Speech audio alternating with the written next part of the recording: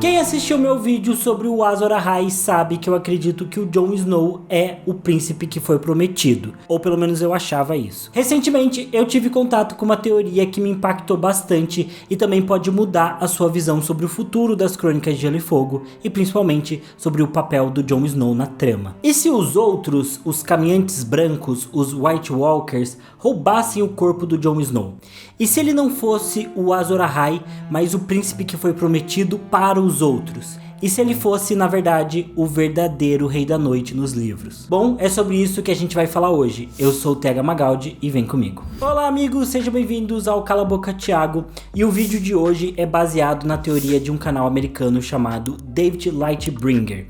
Ele é um cara bem diferenciado que cria muitas teorias sobre o universo das Crônicas de Gelo e Fogo. E na verdade, talvez ele seja o principal canal que exista hoje sobre teorias de GOT, já que os vídeos dele são bem complexos e quase todos bem interligados. Então ele tem várias séries que se conectam de teorias, é bem aprofundado o bagulho. Bom, o que eu vou trazer aqui hoje é basicamente um compilado sobre a teoria dele dos outros roubarem o corpo do Jon Snow. Eu vou fazer o melhor possível para simplificar e traduzir o conteúdo para vocês e colocar tudo num único vídeo. Mas também vou deixar o vídeo original dele na descrição, porque vai ser uma versão mais completa desse aqui para quem manjar de inglês e quiser ir lá conferir. Então, bora lá. Bom, tudo começa com o prólogo de A Guerra dos Tronos, um dos momentos mais clássicos dos livros, onde a gente vê o patrulheiro inexperiente, Sir Waymar Royce, junto com Will e Garrett, dois patrulheiros veteranos, em uma missão para encontrar um grupo de selvagens para lá da muralha. Eventualmente, o grupo deles é atacado pelos caminhantes brancos e o Sir Waymar acaba enfrentando os outros. No geral, esse prólogo é muito bom para colocar em destaque qual vai ser um dos elementos centrais da história, que muitas vezes fica meio perdido durante toda a trama política que a gente tem nas Crônicas de Gelo e Fogo. Mas a trama central são os outros e a Longa Noite. Pois é, como eu sempre defendo aqui, os Targaryen não são os protagonistas da história. Talvez nem mesmo esse plot sobre o Trono de Ferro e quem vai reinar no final seja o mais importante. Porque como o Lord Mormont diz pro Jon, o que importa é quem sentará no Trono de Ferro quando os mortos se levantarem à noite. Bom, no prólogo, o Sir Waymar é descrito como uma pessoa extremamente arrogante, prepotente e inexperiente. Mas no final desse capítulo, ele também demonstra uma enorme coragem ao se deparar com as criaturas fantasmagóricas. Ele não tenta se esconder ou fugir, mas brande a sua espada pronto para lutar a qualquer momento. Bom, nessa situação, os outros que estavam em um grupo, eles param e apenas um deles se prontifica para lutar contra o Sir Waymar. Eles lutam num x1 até que o Sir Waymar é ferido e o seu sangue quente escorre na neve. E é aqui nesse ponto que a teoria do David Lightbringer começa. Ele aponta que até esse momento os outros estavam demonstrando um certo respeito pelo Royce. Porém, quando ele é ferido e o seu sangue quente escorre, o caminhante que estava lutando contra ele dá um sinal. É nesse momento até que a gente vê a língua deles, que ele diz que é como gelo quebrando. E aí ele dá um golpe que quebra a espada do Sir Waymar e junto com os outros caras que até esse momento estavam só assistindo, eles vão lá e massacram o coitado do Waymar Royce. Mas por quê? O que fez com que os outros agissem dessa forma? Primeiro lutando no 1 contra o Royce e depois partindo todos juntos pra cima dele. Pro David, os outros estavam testando o Sir Waymar. Eles queriam ver quem ele realmente era. Porém, quando o Sir Waymar demonstra ser uma criatura de sangue quente, uma pessoa comum, eles desistem e desconsideram ele e vão lá e o matam. Mas o destino do Sir Waymar Royce não acaba ali. Logo depois dele ser morto, ele também se levanta ressurreto, dessa vez com o olho brilhando azul, de uma forma fantasmagórica, com uma espada partida nas mãos e uma lasca de lâmina enfiada num dos olhos. Exatamente como é descrito nessa cena aqui, abre aspas, Will endireitou-se, Sir Waymar Royce erguia-se sobre ele. Suas belas roupas eram farrapos, o rosto uma ruína. Um estilhaço da espada transpassara a pupila branca e cega do olho esquerdo. O olho direito estava aberto. A pupila queimava, azul, via. A espada quebrada caiu dos dedos de Will despidos de força. Will fechou os olhos para rezar. Mãos longas e elegantes roçaram na sua bochecha e depois se fecharam em volta da sua garganta. Estavam enluvadas na mais fina pele de toupeira e pegajosas de sangue, mas seu toque era frio como gelo. Fecha aspas. Bom, o ponto todo aqui desse trecho é que pro David, Assim como os vivos buscam pelo seu Azor Ahai, os outros também buscam pelo seu Rei da Noite, uma figura mítica que vai liderar os Caminhantes Brancos para passar da muralha e conquistar o Westeros. Provavelmente, você que leu os livros sabe que o Rei da Noite só existe na série de Game of Thrones. Mas é curioso pensar o porquê eles criaram essa criatura, essa figura na série, se ela não tem nenhum paralelo nos livros. Afinal, o Rei da Noite que a gente tem na história de Westeros não tinha tanto a ver com a Longa Noite. Por que eles criaram essa associação? Será que o D&D sabiam que haveria um Rei da Noite liderando os mortos no futuro dos livros e adiantaram esse personagem na série, fazendo a sua própria versão? Porque esse personagem do Rei da Noite em Game of Thrones só aparece na 4ª temporada, que foi justamente na época em que o D&D encontraram George R. R. Martin para ele contar para eles qual seria mais ou menos um apanhado geral do final dos livros. E aí que eles vieram com a figura do Rei da Noite. É curioso. Bom, ainda seguindo a teoria do David, nessa cena em que o Sir Waymar ressurge, ele tá sendo um foreshadow do próprio Rei da Noite. Foreshadow numa história é quando a narrativa dá uma pista do que pode acontecer no futuro. E quando você chega, né, nesse acontecimento principal, você olha pra trás e fala, olha só, eles já tinham mostrado isso, já tinham dado uma pista disso lá atrás. Game of Thrones e as Crônicas de Gelo e Fogo é cheio de foreshadowing, não sei agora. O principal ponto aqui é o Sir Waymar Royce vestido de negro e com as suas luvas de topeira manchadas de sangue, se levantando com um único olho. Na mitologia nórdica, o Odin é a figura que perdeu um dos seus olhos. E no geral, esse ato de perder um olho remete à ideia de oferecer o seu bem-estar físico em troca de algum conhecimento e poder divino. É justamente isso que acontece com Odin quando ele troca um dos seus olhos para beber das raízes da Yggdrasil e adquirir um pouco mais de conhecimento. Bom, nas crônicas, o George R. R. Martin usa diversos elementos da mitologia nórdica, assim como diversas outras mitologias, para criar sua própria história. Um exemplo desse mesmo uso da história do Odin é do próprio Corvo de Três Olhos, que é na verdade o Corvo de Sangue, uma figura que perdeu um dos seus olhos lá nas rebeliões Blackfyre e depois disso eventualmente se tornou o vidente mais poderoso de Westeros. Inclusive, ele também está preso nas raízes de uma árvore, assim como o próprio Odin ficou. O Sir Waymar, além dessa questão do olho, dessa simbologia do olho, também tem a espada dele quebrada e o livro descreve como se ela tivesse sido atingida por um raio. Esse simbolismo de ser atingido por um raio também reflete essa ideia de uma figura que foi iluminada por um poder ou conhecimento divino. Ou seja, segundo David, o Sir Waymar Royce aqui foi testado pelos outros que buscavam nele o seu Rei da Noite, mas o Royce acabou falhando no teste, então os outros o mataram. Porém, a história acaba dando esse foreshadowing, dando um vislumbre do que os outros realmente estão procurando. Essa figura que eles querem para preencher com a sua magia azul e poderosa, assim como eles acabam fazendo com o Sir Waymar no final do capítulo. Conforme a gente vê o George R. R. Martin estabelecendo uma pista aqui, essa figura vai precisar perder um olho para adquirir esse conhecimento e esse poder, ou mais exatamente, abrir mão da sua vitalidade física para se tornar algo a mais. Tá, mas como isso vai parar no Jon Snow? A gente já chega lá. Primeiro, vamos analisar alguns elementos que o David considera importante para conectar toda essa ideia do Jon e dos outros. Além do óbvio que ele luta contra os outros, mas aqui a gente vai ver como o Jon pode ser essa figura profetizada para liderar os outros. Bom, o primeiro indício, e talvez o mais bobo deles, seja o fato do Jon ser chamado pelo Sir Alliser Thorne de Lord Snow. A princípio esse é só um apelido maldoso, mas que acaba pegando e o Jon é chamado assim durante toda a saga. Lord Snow aqui remeteria essa ideia de uma espécie de figura política que lidera o inverno, a neve, o frio. Seria mais ou menos isso. Quando o Jon conhece a Ygritte, ela também diz pra ele que o sobrenome Snow é maligno e amaldiçoado, associando essa ideia dele ser Snow com a neve, com o inverno e também com os outros. Pro David, o Mãos Frias, que na verdade é o Benjen Stark, tio do Jon Snow, também pode ser um foreshadow dessa situação.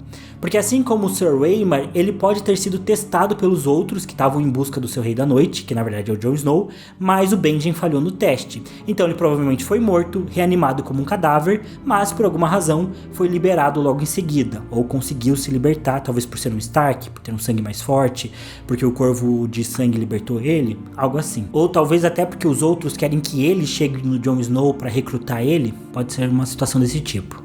Nos livros, o David também comenta que o Martin usa profecias e sonhos para revelar um pouco mais da natureza real dos personagens. Isso acontece tanto com a Arya quanto com o Jon Snow largando, a Dany tem os seus sonhos de dragão e especialmente os capítulos do Bran são cheios dessas profecias e revelações. E na primeira visão que o Bran tem nos livros, olha o que ele fala sobre o Jon, abre aspas. Finalmente olhou para o norte, viu a muralha brilhar como cristal azul e o irmão bastardo Jon dormindo sozinho numa cama fria, com a pele ficando branca e dura à medida que a memória de todo o calor ia escapando dele, fecha aspas. Bom, essa visão é a primeira do Bran lá no livro A Guerra dos Tronos e poderia significar simplesmente aquele momento em que o Jon tá se sentindo bem sozinho na muralha e tá com frio. Ou mesmo poderia ser um foreshadowing também da sua própria morte, na qual ele morre também na neve, né, no frio, e diz que ele não consegue sentir o sangue, só sentir o frio.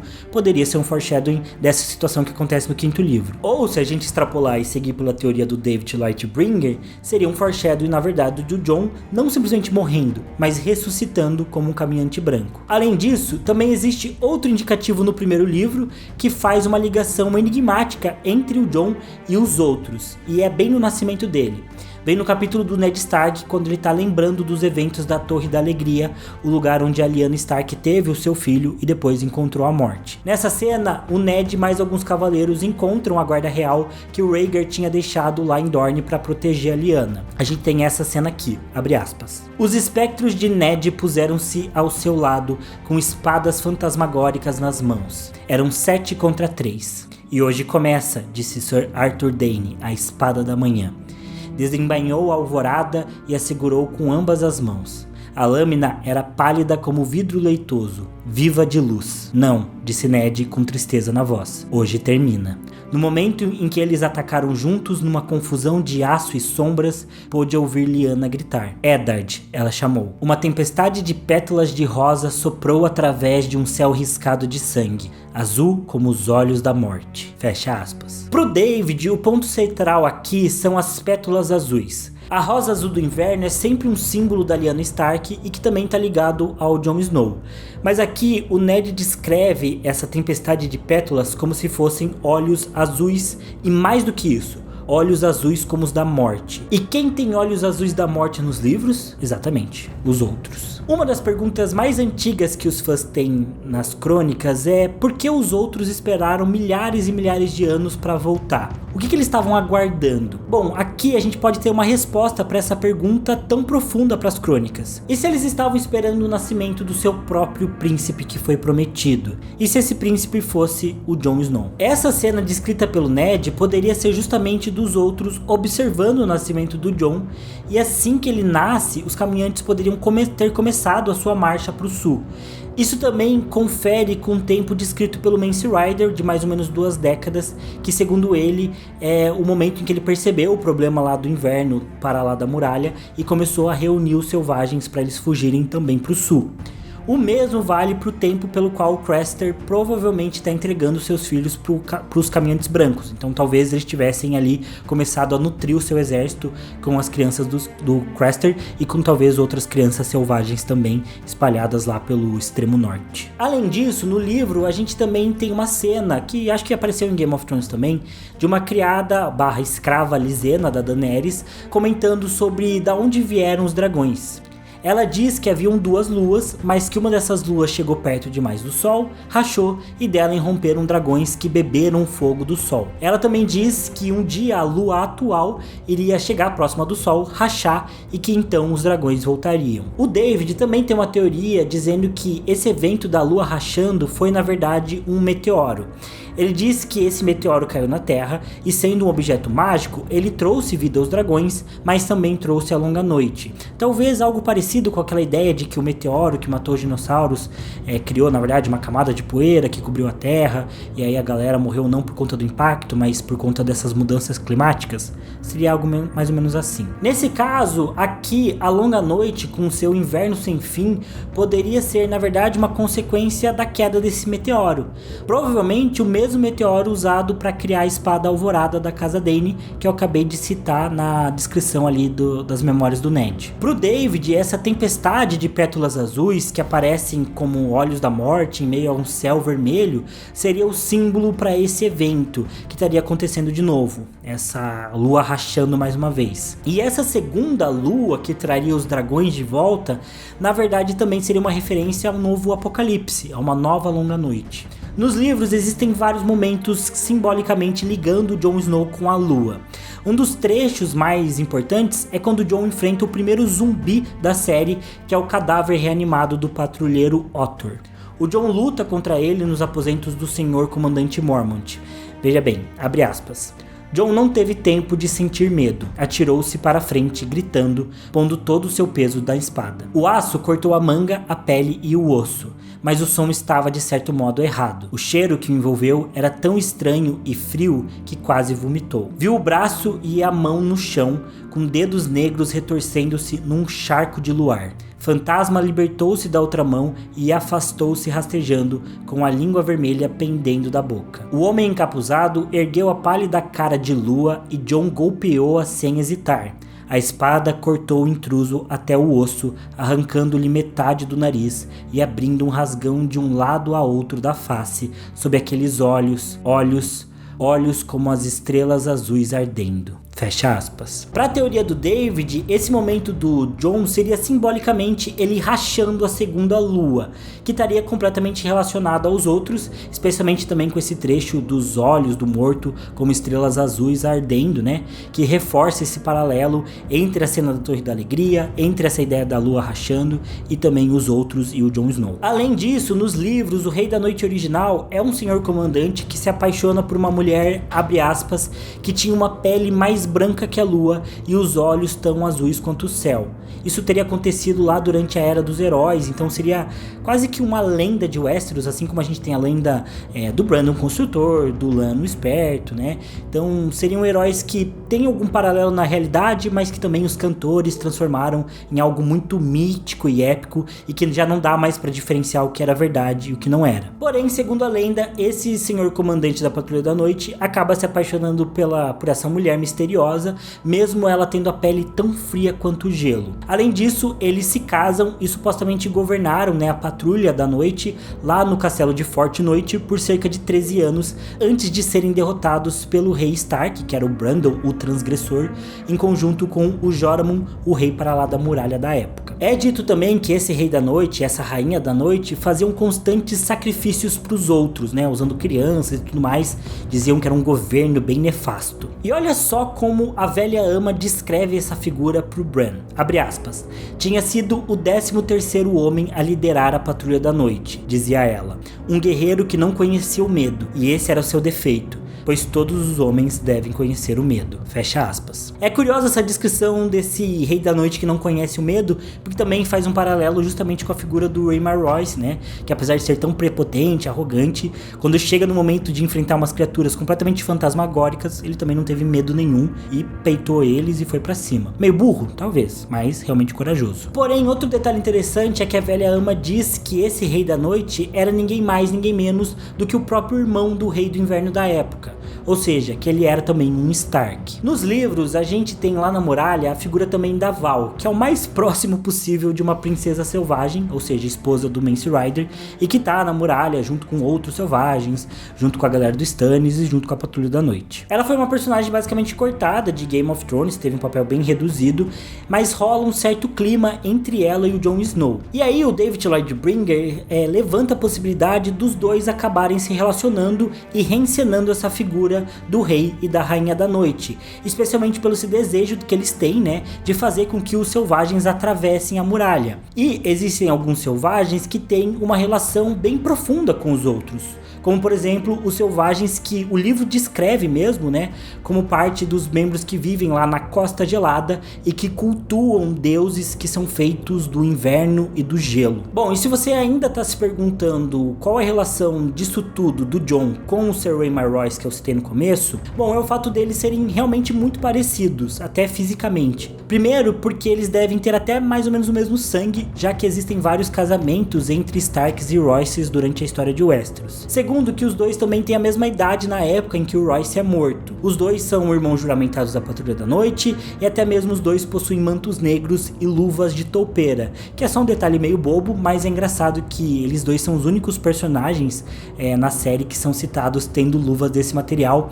E tem uma cena, né, em que o Jon acaba se ferindo, na qual ele toca o sangue dele e a luva dele tá manchada de sangue, que é exatamente igual à mesma cena em que o Sir Rhaemar Royce é morto e ele toca também o sangue, e o George R. R. Martin descreve da mesma forma, criando um paralelo bem óbvio entre esses dois personagens. Inclusive, nessa cena de sangue, ela acontece porque o Jon é atacado também por uma ave e ele fica cego de um olho por um tempo, seguindo a mesma metáfora do Odin que aparece lá com o Sir Rhaemar Royce. E aí, juntando tudo isso, a gente tem essa proposta do David Lightbringer de que os outros estariam procurando pelo Jon Snow.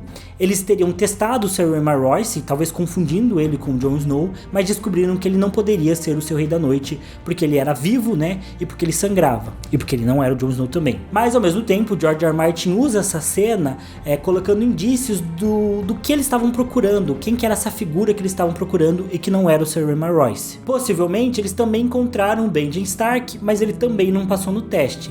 Ele foi ressuscitado como um cadáver, mas conseguiu se libertar de alguma forma. E agora, talvez os outros estejam procurando pelo Jon Snow. Ele pode ser essa peça que falta para que os outros possam passar pela muralha, porque nos livros ainda é um mistério como eles vão fazer isso. Essa ideia de que a Daenerys vai salvar o Jon Snow numa missão levando os dragões e que um deles vai morrer parece bem distante do que tá para acontecer nos livros. Além disso, essa teoria pode explicar o porquê tanto o Jon Snow quanto a Daenerys correspondem tão bem para a profecia do Azor Ahai. Talvez a Daenerys seja a princesa que foi prometida aos vivos, enquanto o Jon Snow é o príncipe que foi prometido aos mortos, aos outros. Com a bagunça que ficou na muralha, também não seria impensável pensar que os mortos podem de alguma forma conseguir recuperar o corpo do Jon Snow, ou que alguém leve ele para lá da muralha e os outros acabem encontrando com ele, né? Seja algum selvagem, algum aliado do Jon bem intencionado, muitas coisas podem acontecer. A gente sempre considera que o Jon vai ser ressuscitado pela Melisandre, conforme aconteceu lá em Game of Thrones também. Mas e se ele fosse ressuscitado pelos outros? Isso mudaria completamente a história das crônicas e ao mesmo tempo que seria algo inusitado, também traria várias respostas interessantes para a história. Por exemplo, essa resposta do por que os outros demoraram tanto tempo para começar a Longa Noite, por que o Jon se preenche os requisitos da profecia do Azor Ahai tanto quanto a Daenerys, o porquê que o Rei da Noite só aparece na série lá na 4ª temporada e por aí vai. Talvez até respondam por que na série eles não colocaram Jon Snow para enfrentar o Rei da Noite e matar ele de forma definitiva, porque eles sabem que no livro não é isso que iria acontecer, porque no livro o Rei da Noite é o Jon Snow. Meu Deus do céu, plot twist. E assim, eu não gostaria que essa teoria fosse verdade, sendo bem sincero e dando a minha opinião, porque eu gosto muito do Jon Snow, da personalidade dele, assim como eu também preferia que a Daenerys seguisse pelo caminho da paz lá no 5º livro e não escolhesse o lado do dragão, que provavelmente ela vai escolher daqui pra frente. Porque eu gostava bastante dessa Daenerys que estava tentando conciliar as coisas, ser mais política e não ser tão conquistadora. Mas eu também gosto da personalidade do Jon, acho que ele é mais heróico, acho que ele seria um bom Azor Ahai, justamente porque ele é um cara que, na minha opinião, não tá buscando um interesse pessoal, não tá buscando poder, ele tá tentando fazer o que ele acha realmente certo. Então eu gosto muito da personalidade do Jon, mas admito que essa teoria me pegou um pouco porque ela é bem inusitada, né? Se você para por um minuto para aceitar essa teoria, se você por um minuto considera que ela possa ser verdade, você vê que algumas outras coisas vão se encaixando. E claro, aqui eu quis trazer um pouco de resumo do que o David Lightbringer traz, mas sendo bem sincero, ele tem pelo menos 4 vídeos sobre essa teoria, cada um deles com mais ou menos 30 a 40 minutos. Então assim, é bem difícil para mim trazer num vídeo só um resumo completo dessa teoria, porque ela é bem complexa. E ele tem um problema porque ele vai apoiando as teorias dele em outras teorias dele. Então, se você não conhece algum dos vídeos dele, se você não viu um dos vídeos dele, você às vezes já acaba perdendo alguma coisa. E eu acho que em alguns momentos ele força as coisas para encaixar nas próprias teorias. Por exemplo, ele cita no momento em que o Jon e o Tormund estão vistoriando os selvagens que estão passando, né, da muralha. O George R. R. Martin vai descrevendo os selvagens e às vezes ele usa a palavra outros para descrever esses selvagens. E pro David Lightbringer, o fato do George R. R. Martin falar assim, esses selvagens passavam por ali, outros passavam por lá. Daí pra ele, o fato do George R. R. Martin descrever como outros seria um indício de que os selvagens, de certa forma, simbolicamente representam os outros. Então é uma piração, acho que ele dá uma forçada em algumas coisas. Outros pontos, você meio que precisa pegar a parada em inglês pra saber, porque ele usa bastante dessa parte linguística, né, pra pegar as simbologias. E tem isso, o David Lightbringer, ele é bem dos símbolos, né, então pra ele é tudo sempre um paralelo, um símbolo, e talvez não necessariamente seja, porque símbolo é muito subjetivo, né? Você pode enxergar uma simbologia lá ou pode não enxergar, né? O mundo é cheio de teoria da conspiração. Porém, eu admito que eu fiquei bem surpreso com essa teoria do Jon Snow. Já tinha visto outras teorias meio furadas, né? Sobre o que vai acontecer com o Jon. E pra mim é uma proposta bem interessante. Eu ainda prefiro que o Jon ressuscite, vá pra Batalha dos Bastardos, talvez se torne Rei do Norte e depois termine vivendo com os selvagens, do que esse final dele ser o Rei da Noite, mas admito que é interessante, responde algumas perguntas e seria um final bem inusitado pro Jon também. Mas é isso, pessoal, o que vocês acharam dessa teoria do David Lightbringer? Deixem nos comentários a opinião de vocês, deixem outras teorias. Se vocês gostaram mais ou menos desse compilado dessa teoria dele, comentem aí que eu posso trazer outras coisas que o David traz também. Ele diz que ou o Jon Snow vai ser o Rei da Noite ou o Euron Greyjoy vai ser o Rei da Noite. Eu já trouxe um pouquinho das teorias do Euron Greyjoy como Rei da Noite, mas eu nem tinha visto os vídeos do David ainda sobre isso, né? Então eu trouxe baseado em outro canal, eu acho, essa teoria do Euron. Então eu posso continuar assistindo o David e trazer a visão dele sobre o Euron como Rei da Noite, caso vocês queiram. Mas é isso, comente sobre qualquer coisa que vocês queiram comentar, não se esqueçam de se inscrever no canal e eu vejo vocês no próximo vídeo. Valeu, falou e até mais. Thank you. E na verdade, talvez ele seja o principal canal que exista hoje sobre bagulho, meu Deus. Mas a trama central, pois é... bati no microfone, desculpa, Diego. Misterioso. Que tal tirar o som? Ao se deparar com as criaturas fantasmagóricas. Porém, quando ele é ferido e o sangue dele escorre, os caminhantes o que eles... Mas por quê?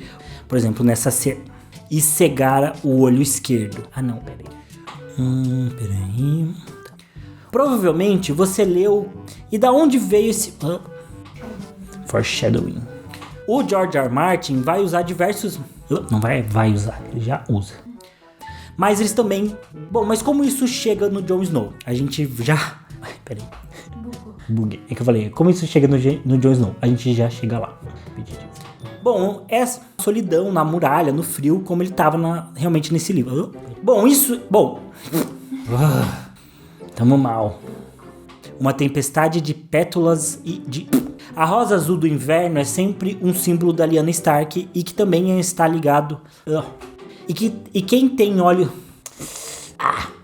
E se o que eles estavam esperando era justamente o nascimento do seu próximo... Ai, Diego, tô muito mal hoje. Não vai ter nem make-off, porque eu tô tão acabado. E se eles estavam esperando o nascimento do seu próximo... Do seu próximo, meu Deus do céu. Essa cena descrita por Ned...